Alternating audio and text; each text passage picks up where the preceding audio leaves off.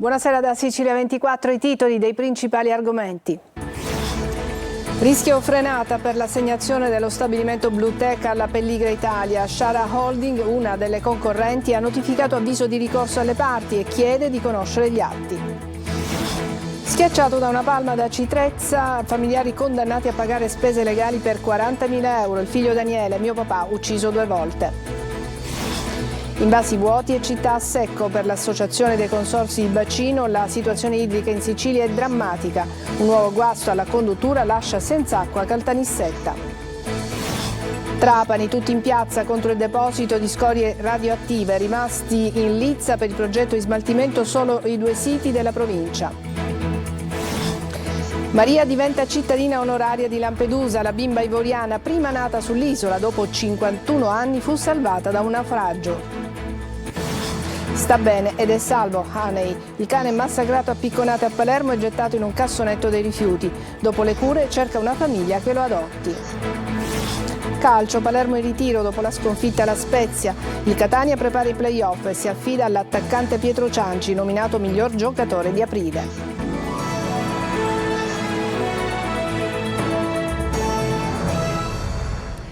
Bentrovati, scoppia il caso dell'assegnazione dello stabilimento ex Bluetech di Termini Imerese. I commissari hanno scelto il progetto del gruppo Pelligra Holding, ma uno dei concorrenti adesso notifica alle parti un ricorso contro l'assegnazione. Sentiamo Maglio Viola. Rischio frenata nella procedura di consegna degli stabilimenti ex Fiat ed ex Bluetech di Termini Imerese alla Pelligra Group. Una storia ventennale, quella del sito produttivo, che a marzo scorso sembrava aver imboccato la strada che porta alla parola fine, con l'assegnazione proprio al gruppo Pelligra. Ma adesso si apprende di un ricorso al TAR del Lazio da parte dei concorrenti della Shara Holding e della Smart City Group, che lamentano la violazione delle norme sugli appalti. Il ricorso è stato notificato al Ministero del Made in Italy, alla Bluetech nella persona dei commissari straordinari e all'aggiudicatario Pelligra Group, ma nonostante di ricorso si tratti a tutti gli effetti, nella relata di notifica si usa una formula anomala, definendo la notifica stessa non introduttiva del giudizio. Adesso i ricorrenti, il gruppo Shara Holding e Smart City Group, smentiscono di aver depositato il ricorso al TAR del Lazio, pur ammettendo di averlo comunque notificato invece alle parti. Tanto basta per paventare il rischio di stop alla procedura e far saltare sulla sedia i rappresentanti dei lavoratori. La CGIL chiede alla Regione una task force, la UIL chiede risposte chiare per i lavoratori, la FIM-CISL chiede la convocazione di un tavolo ministeriale e di uno regionale. Per parte sua la Regione risponde per bocca dell'assessore Edi Tamaio, che rivendica di essersi fatto carico del problema e annuncia che continuerà a vigilare sulla procedura. Il Ministero replica al contenuto del ricorso ribadendo la correttezza della procedura di assegnazione e la Pelligra Group sottolinea la propria trasparenza e le interlocuzioni in corso per far partire il progetto. La guerra dell'assegnazione è iniziata. Nuovo processo per Silvana Saguto, l'ex magistrato, presidente della sezione misure di prevenzione di Palermo, già condannata a Caltanissetta con sentenza definitiva a 7 anni e 10 mesi per corruzione, è accusata adesso di falso in atto pubblico in merito al sequestro di beni agli imprenditori Virga, definito dalla DIA uno dei maggiori sequestri mai fatti, valutato in 1.600 milioni di euro. Agli imprenditori Vincenzo e Carmelo Virga e ai loro familiari sono stati poi restituiti gran parte dei beni. Maggio è iniziato con 2 morti sul lavoro. Dopo quella di ieri, nella tarda mattinata di oggi un'altra vittima. Si tratta di un uomo originario di Catania colpito dalla trave di un ponteggio a Floridia. Francesco Aloi. Al lavoro per trovare la morte. Ancora un tragico incidente, l'ennesimo, che ha tolto la vita ad un 58enne originario di Catania. L'uomo, dipendente di una ditta, era venuto qui alle porte di Floridia per rimuovere una tettoia. Serviva il ponteggio e proprio da qui sarebbe venuta giù una trave che lo ha colpito in pieno. A chiarire l'esatta dinamica saranno i carabinieri. Ma purtroppo l'elenco delle morti bianche si fa sempre più lungo. Il 1 maggio, giorno della festa dei lavoratori, un 64enne ha perso la vita mentre era sul trattore. Il mezzo si è ribaltato nei campi vicino a Favara, nell'Agrigentino. E la richiesta è sempre la stessa: più sicurezza sul posto di lavoro. Ucciso nel 2013 da una palma mentre si esibiva ad Aci Trezza, oggi i familiari condannati a pagare anche le spese legali. È il doppio dramma della famiglia Anastasi che chiede verità e soprattutto giustizia. Tonino De Mana. Non credevi che sapessi farlo anch'io, sbagliare amore mio, sbagliare amore mio. Una voce inconfondibile, quella di Claudio Anastasi, zittita per sempre da un infausto destino che lo ha visto morire all'età di 58 anni durante un'esibizione al pianoforte ad Aci Trezza. Era la sera del 29 giugno 2013 quando una palma lo colpiva in pieno, lasciandolo esanime per terra e strappandolo all'affetto dei suoi cari. Abbiamo smesso di credere nella giustizia per tutto ciò che è avvenuto, a credere nella morale e nella coscienza delle persone, perché mio padre era lì, amava cantare, è stato chiesto di allietare una serata al suo piano, mentre si esibiva si è spezzato il puntale di una palma.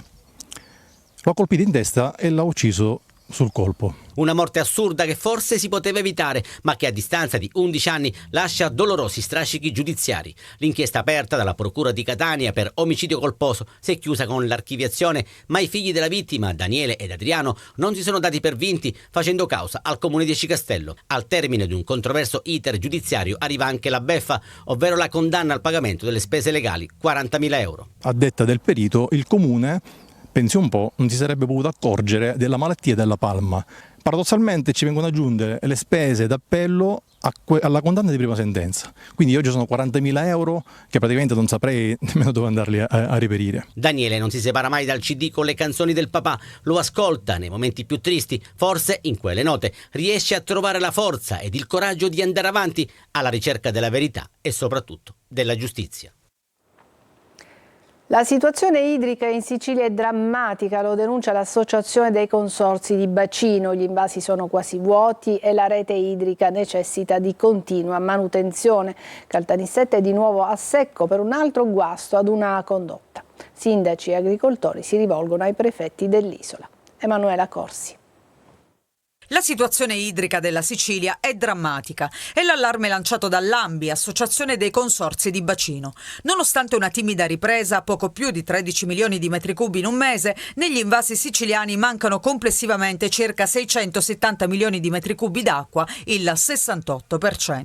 L'assenza di pioggia è la prima causa di quella che sembra una catastrofe annunciata in vista dell'estate. Il mese di marzo in Sicilia è stato estremamente siccitoso per le province centrali e soprattutto sudorientali, spiega l'associazione, dove gli accumuli d'acqua sono stati tra il 70 e il 90% inferiori alla norma in buona parte dei comuni tra le province di Catania, Siracusa, Enna e Caltanissetta. Proprio Caltanissetta da giorni vive una doppia emergenza. Oltre a mancare l'acqua negli invasi, si verificano continui guasti alla rete idrica, l'ultimo nei pressi di Troina, e cittadini e attività commerciali sono nuovamente con i rubinetti a secco. Di fronte a questo nuovo problema, il sindaco ha chiesto un tavolo prefettizio. Nel catanese anche la CIA Sicilia Orientale chiede un tavolo al prefetto per approntare interventi con urgenza in vista delle temperature già da stagione estiva e il perdurare della mancanza di acqua negli invasi. Centinaia di produttori della piana di Catania, si legge in una nota, versano in drammatiche condizioni sia sotto l'aspetto economico per la perdita secca del reddito, sia perché le produzioni agricole e zootecniche sono già compromesse. A Trapani contro le scorie nucleari scendono in piazza gli studenti. I sindaci e i referenti del mondo produttivo e sociale incontrano i ragazzi per contrastare il progetto di deposito delle scorie radioattive in provincia di Trapani. Eva Spampinato. Trapani dice no alle scorie radioattive e lo ribadisce da Piazza Vittorio Emanuele, dove si sono riuniti decine di giovani al fianco dei sindaci delle province e dei rappresentanti del mondo produttivo trapanese. Oggi non ha marinato la scuola, oggi sono venuti in piazza e ci hanno dato loro lezioni di futuro, partendo da un no però, no ai rifiuti radioattivi, né a calatafimi né a fulgatori. All'inizio dell'anno, sulla Carta Nazionale delle Aree Idonee ad ospitare scorie nucleari e di diversa radioattività, risultavano 5 paesi della Sicilia, di cui 2 a Palermo, 1 a Caltanissetta e 2 a Trapani, i siti di Segesta e Fulgatore. Meno di 2 mesi fa sono rimaste in elenco solo le zone del Trapanese, promosse a ruolo non scelto, dicono i sindaci. Il giorno prima delle elezioni europee da Roma deve arrivare il decreto che stralcia lascia queste zone candidate imposte dall'alto ad ospitare i depositi nazionali di rifiuti radioattivi. Così il territorio rischia di trasformarsi nella pattumiera d'Italia, insorgono dal palco, dalle tonnellate di uva per la produzione del vino pregiato trapanese alle tonnellate di scorie, 91.000 metri cubi quelli previsti per il solo sito di Fulgatore, frazione di Trapani, a pochi chilometri dal capoluogo. Sostenuto dalla provincia di Trapani. Responsabile della valutazione delle aree idonee è la società Sogin, società gestione impianti nucleari per azioni, ed è una società per azioni interamente partecipata dal Ministero dell'Economia e delle Finanze. La prima nata nel 2021 sull'isola di Lampedusa dopo ben 51 anni è stata Maria, partorita in emergenza sull'isola dopo il naufragio di un barcone e il salvataggio. Adesso alla bimba verrà conferita la cittadinanza onoraria dell'isola. Per il personale medico l'orgoglio e la gioia per aver aiutato a fare fiorire la vita contro la morte imperante. Roberta Lunghi. La forza della vita che irrompe tra mare e sofferenza.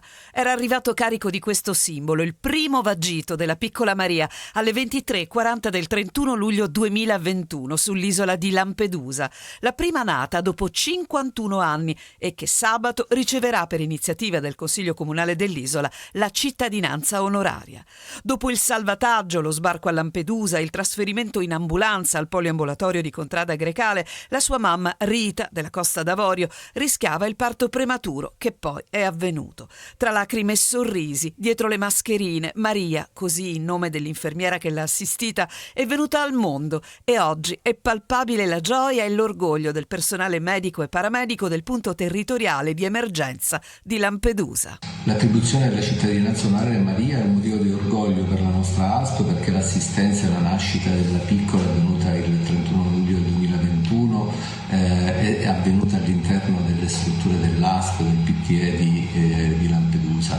Motivo di orgoglio e motivo di impegno. L'intuizione di creare i presupposti per l'assistenza alle tante donne migranti è stata lungimirante. Da quella notte in poi altra vita è iniziata sull'isola. Ginecologi, ostetrici e pediatri che hanno una presenza H24 sull'isola e che hanno consentito nel corso dello scorso anno di assistere altri 4 parti. Sull'isola intanto si prepara la giornata di festa per Maria, che sarà cittadina di Lampedusa, con a soli 2 anni e mezzo il bagaglio di una storia che racconta tutto insieme: la tragedia della migrazione da una parte e poi l'accoglienza, l'amore, l'abnegazione dei medici e della gente dell'isola, che iniziò dalla sua nascita una gara di solidarietà per lei e la sua mamma di quello che adesso è il suo paese. Hanai sta bene. Il cane che venne prese a picconate a Palermo e ritrovato in un cassonetto di rifiuti è stato curato e adesso cerca una famiglia che lo adotti. Eva Spampinato. Lo avevamo visto così, agonizzante in fin di vita, ricoperto di rifiuti dentro un cassonetto nel quartiere Cruillas a Palermo.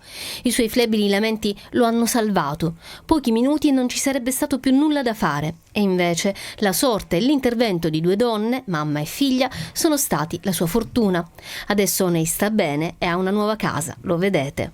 Buongiorno a tutti, da Hanai. Noi andiamo a passeggio, facciamo una passeggiata questa mattina. Lei è Valeria Galletti, una animalista di Palermo che è arrivata in suo soccorso dopo che la madre lo aveva trovato in quel cassonetto. Oggi lui, dopo 9 giorni, è fuori pericolo. È stato dimesso ieri dalla clinica veterinaria Primavera ed è a casa con me. La corsa alla clinica veterinaria con una emorragia cerebrale e 2 fori alla testa e poi il lieto fine. All'inizio sembrava fosse sparato, visto un recente episodio fatto sempre nella zona di Cruillas. Invece poi i medici hanno stabilito che sono state due picconate secche al cranio. Adesso Hanai cerca una famiglia e Valeria lo aiuterà a trovare la felicità dopo averlo salvato dalla crudeltà di cui solo alcuni esseri umani possono essere capaci. Adesso una breve pausa, ci vediamo tra poco.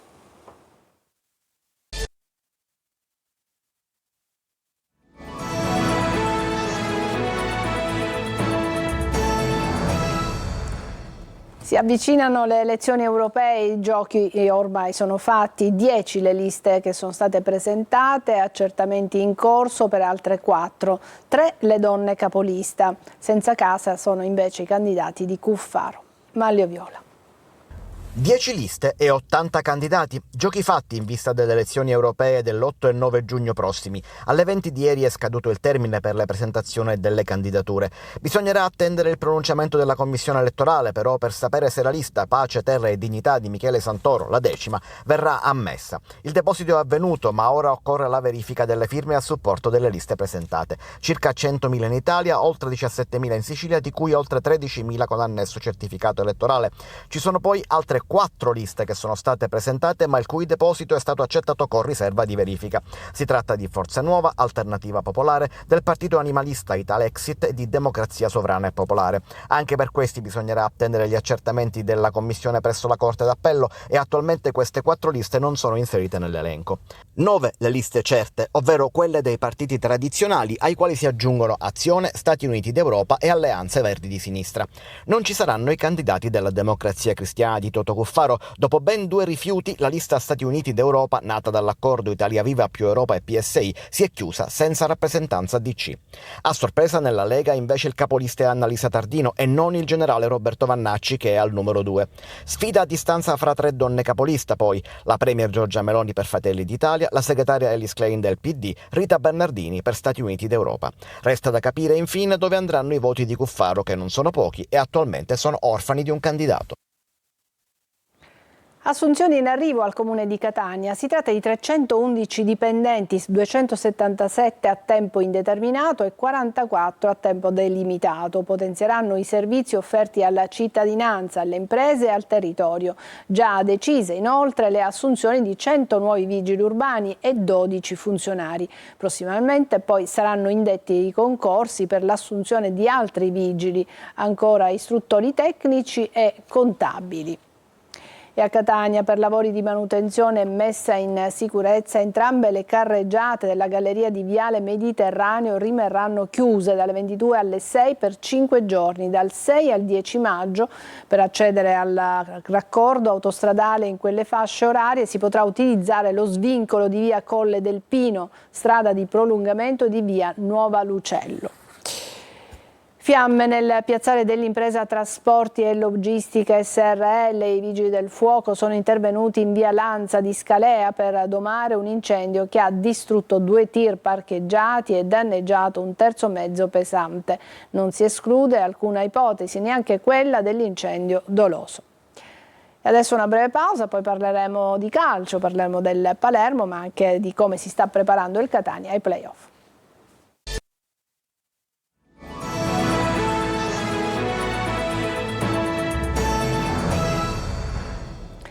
Eccoci al calcio. Palermo in ritiro dopo la sconfitta alla Spezia. I rosanero prepareranno a Torretta la partita di domenica contro l'Ascoli. Sentiamo Marco Gullà.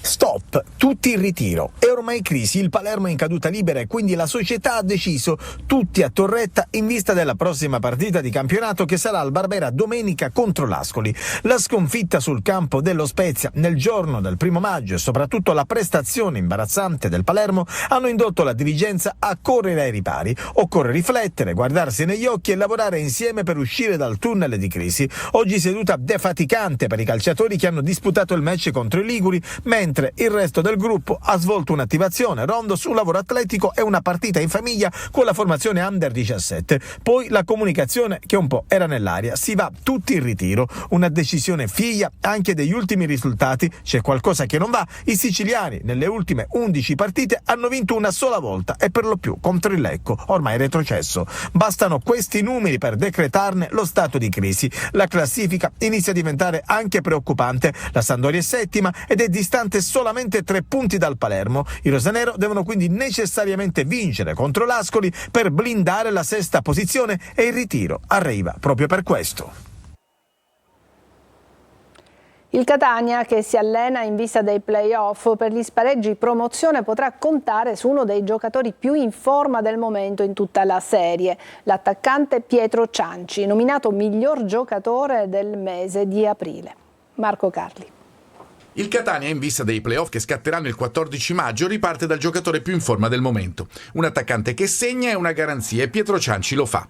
Nominato miglior giocatore del girone C per il mese di aprile con i suoi 3 gol e la Coppa Italia conquistata, che hanno seguito le 2 reti messe a segno nella parte finale del mese di marzo.